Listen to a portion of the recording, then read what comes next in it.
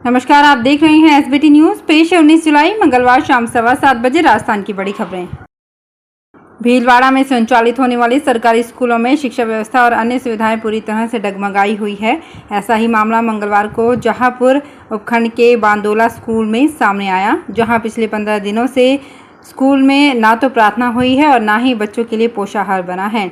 बच्चे स्कूल भी आ रहे हैं, लेकिन यहाँ शिक्षक समय से काफ़ी लेट आ रहे हैं। ऐसे में जब तक शिक्षक नहीं आते, स्कूल में पढ़ने वाले बच्चे ही स्कूल की सफाई करते हैं। बांदोला गांव में प्राथमिक स्तर का स्कूल संचालित होता है। 1 जुलाई से ये स्कूल चल रहा है। इस स्कूल में 31 बच्चों का नामांकन है और 2 शिक्षक यहाँ कार्यरत हैं। एक शिक्षक लंबे समय से मेडिकल अवकाश पर थे और अभी किसी ट्रेनिंग में गए हैं। उदयपुर के गोगुंदा में पटवारी का सरेआम रिश्वत लेने के मामले में निलंबित कर दिया गया है। गोगुंदा के पटवारी चंद्र प्रकाश शर्मा वीडियो में काम करने के एवज में खुलेआम 6500 रुपये लेते दिख रहा था। एसडीएम हनुमान सिंह ने पटवारी को निलंबित कर दिया। पटवारी चंद्र प्रकाश ने पीड़ित मीठालाल प्रजापत से उसकी खेत की पत्थर गड़ी की एवज में 10,000 रुपये की रिश्वत मांगी थी। देश की पहली किन्नर पूर्व विधायक शबनम मौसी मंगलवार को अलवर शहर में घूमने निकली तो जगह जगह कचरे व गंदगी के ढेर देखकर गुस्से में आग बबूला हो गई। वे कहने लगी कि मैं यहाँ के कलेक्टर व नगर परिषद के अधिकारी को कहना चाहती हूँ कि जनता से टैक्स लेते हो और पैसे भी कमाते हो तो किन्नरों की तरह चूड़ियाँ पहन लो या इस्तीफा देकर घर बैठ जाओ। राजस्थान में बीते 24 घंटे के दौरान दक्षिणी क्षेत्र के जिलों में 8 इंच तक बारिश हुई। लगातार हो रही बारिश के कारण इन क्षेत्रों में बाढ़ जैसे हालात नजर आने लगे हैं। मौसम विभाग का कहना है कि दक्षिणी क्षेत्र के 7 जिलों में आज भी तेज बारिश का अनुमान है। वहीं झालावाड़ में काली सिंध नदी उफान पर है और बांध ओवरफ्लो हो गया है। राजस्थान में सबसे अधिक बारिश झालावाड़, बांसवाड़ा, डूंगरपुर, कोटा, चित्तौड़गढ़ में हुई है। बांसवाड़ा के भुंगड़ा क्षेत्र में 203 मिमी बारिश हुई है। इन जिलों में 2 से लेकर 8 इंच तक पानी बरसा है। भारतीय रेलवे ने ट्रेनों में खान-पान की सर्विस पहले से बुक नहीं करने वाले यात्रियों को चाय कॉफ़ी रेट में काफ़ी राहत दी है। अब चलती ट्रेन में यात्रियों को 20 रुपये में चाय और कॉफ़ी मिल सकेगी, यानी उन्हें अब सर्विस चार्ज के रूप में 50 रुपये अतिरिक्त नहीं देने पड़ेंगे। पहले ये चाय कॉफ़ी सर्विस चार्ज समेत 70 रुपये में पड़ती थी। रेलवे बोर्ड ने इस संबंध में आदेश जारी कर दिए हैं। जयपुर अंतर्राष्ट्रीय एयरपोर्ट पर यात्रियों की गिरती तादाद के कारण कई फ्लाइट्स बंद होने की कगार पर पहुंच गई हैं। लेकिन इस बीच हवाई यात्रा करने वाले यात्रियों के लिए अच्छी खबर ये है कि यहां से जल्द ही 3 नई फ्लाइट्स उड़ान भरनी शुरू हो जाएंगी। जयपुर से ये फ्लाइट्स अहमदाबाद, मुंबई और हैदराबाद के लिए शुरू होंगी। वहीं 2 फ्लाइट्स बंद होंगी। इनमें गोवा और कोलकाता की फ्लाइट्स शामिल हैं। कम यात्री भार के चलते जयपुर एयरपोर्ट पर रोजाना औसतन 4 से 5 फ्लाइट रद्द हो रही हैं। इससे एयरलाइंस के लिए नियमित रूप से फ्लाइट चलाना मुश्किल हो गया है। सबसे ज़्यादा खराब स्थिति स्पाइस जेट और एयर एशिया की है।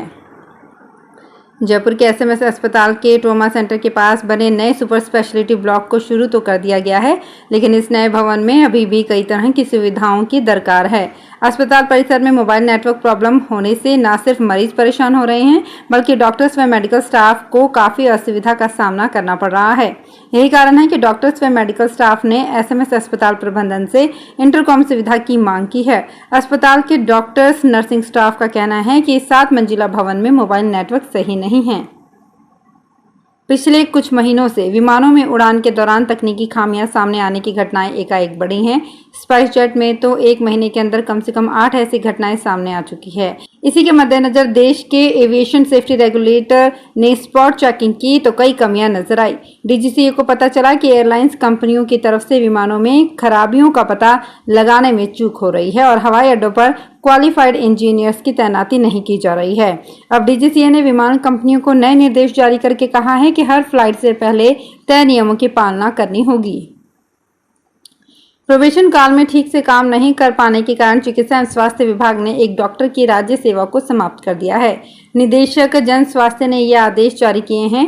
विभाग से मिली जानकारी के अनुसार डॉक्टर संतोष को RUHS जयपुर की सिफारिश पर निदेशालय ने प्रोबेशन पीरियड में पदस्थापन किया था। डॉक्टर का पदस्थापन चिकित्सा अधिकारी सामुदायिक स्वास्थ्य केंद्र मसूदा अजमेर में किया गया था, जिसके बाद जनवरी माह 2021 में चिकित्सा अधिकारी पद पर करीब 2 माह ही कार्य किया और मार्च माह में वो अनुपस्थित हो गया। करीब 1 साल से अधिक समय तक अनुपस्थित रहने पर विभाग ने चिकित्सा अधिकारी की सेवाओं को समाप्त कर दिया। केंद्र सरकार ने वाहनों की कबाड़ होने की उम्र तय नहीं कर रखी है, परंतु राजस्थान परिवहन विभाग के दस्तावेजों में ऐसे वाहन पंजीकृत हैं जिनका पंजीयन 40-50 साल पहले किया गया था। इसी कारण सड़कों पर कंडम हालात में लाखों वाहन दौड़ रहे हैं। ये वाहन वायु प्रदूषण भी अधिक कर रहे हैं। फिलहाल प्रदेश में करीब 2 करोड़ वाहन पंजीकृत हैं। वहीं जयपुर में 34 लाख से अधिक वाहन दौड़ रहे हैं। केंद्रीय मोटर वाहन अधिनियम 1988 की धारा 59 में मोटर वाहनों का जीवन काल तय करने के लिए केंद्र सरकार को अधिकृत किया गया है, जिसके अनुसार केंद्र सरकार किसी मोटर यान का जीवन काल निर्धारित कर सकेगी। सीकर में कई वार्डों में जलभराव और सीवरेज के गंदे पानी की समस्या से वार्डवासी काफी परेशान हैं।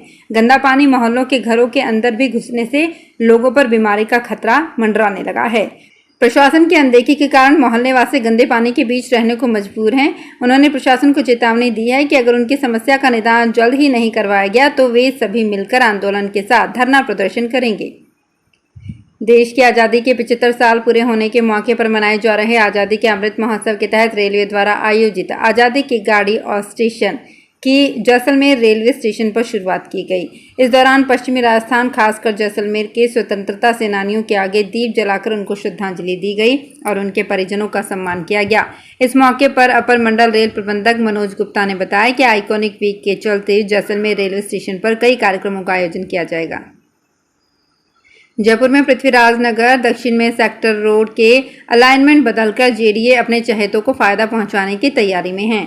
जनहित की बात कर जेडीए के मौजूदा अधिकारी पुराने फैसलों पर लीपापोती करने में लगे हैं। पिछली रिपोर्ट में अधिकारियों ने साफ लिखा है कि मौजूदा अलाइनमेंट को बदलना सही नहीं होगा। इतना ही नहीं, इतने महत्वपूर्ण प्रकरण की फाइल 1 वर्ष पहले जेडीए से गुम हो गई। खोज पत्र जारी करने के बाद जेडीए ने उन्हीं लोगों से इस प्रकरण के कागज ले लिए जिनको अलाइनमेंट बदलने से फायदा होगा। इस बार स्वतंत्रता दिवस को हमारा प्रदेश हर घर तिरंगा हर मन तिरंगा की तर्ज पर मनाएगा। इस मौके पर प्रदेश में 50 लाख और बीकानेर संभाग में 5 लाख तिरंगा घरों प्रतिष्ठानों पर फहराया जाएगा। पहले की तरह स्कूलों, सरकारी व गैर सरकारी संस्थानों में 15 अगस्त को ध्वजारोहण होंगे। सो अलग आमजन को आसानी से तिरंगा उपलब्ध कराने के लिए प्रदेश सरकार ने भारत सरकार के टेक्सटाइल उपक्रम को झंडे तैयार करने के लिए ऑर्डर दिया है। बीकानेर संभाग के श्रीगंगानगर, हनुमानगढ़ और चूरू जिले के लिए 1-1 लाख तिरंगा ध्वजों की व्यवस्था प्रशासन ने की है। वहीं बीकानेर जिले के लिए 2 लाख तिरंगों का ऑर्डर दिया गया है। ये तिरंगा उत्सव 9 से 15 अगस्त तक चलेगा। राजस्थान के सीकर जिले के उद्योग नगर थाना इलाके में ऑनलाइन गेम की लत से कर्ज में डूबा एक युवक सूदखोरी के जाल में फंस गया। आरोप है कि करीब 30 से 35 लाख रुपए ऑनलाइन गेम में हारने के बाद उसने 5 लाख रुपए उधार ले लिए थे, जिसके 11 लाख रुपए चुकाने पर भी सूदखोर उसका पीछा नहीं छोड़ रहा। करीब 3.25 लाख रुपए की मांग करते हुए उसे व्हाट्सएप पर फोन कर धमकाया जा रहा है। युवक ने उद्योगनगर थाना पुलिस में रिपोर्ट देकर सूदखोर के खिलाफ कानूनी कार्रवाई की मांग की है। तो फिलहाल इस बुलेटिन में इतना ही, फिर हाजिर होंगे कुछ और बड़ी खबरों के साथ। अगर आप भी अपने आसपास की छोटी बड़ी और महत्वपूर्ण खबरों से अपडेट रहना चाहते हैं तो सब्सक्राइब कीजिए हमारे चैनल एसपीटी न्यूज को और प्रेस कीजिए बेल आइकन पर।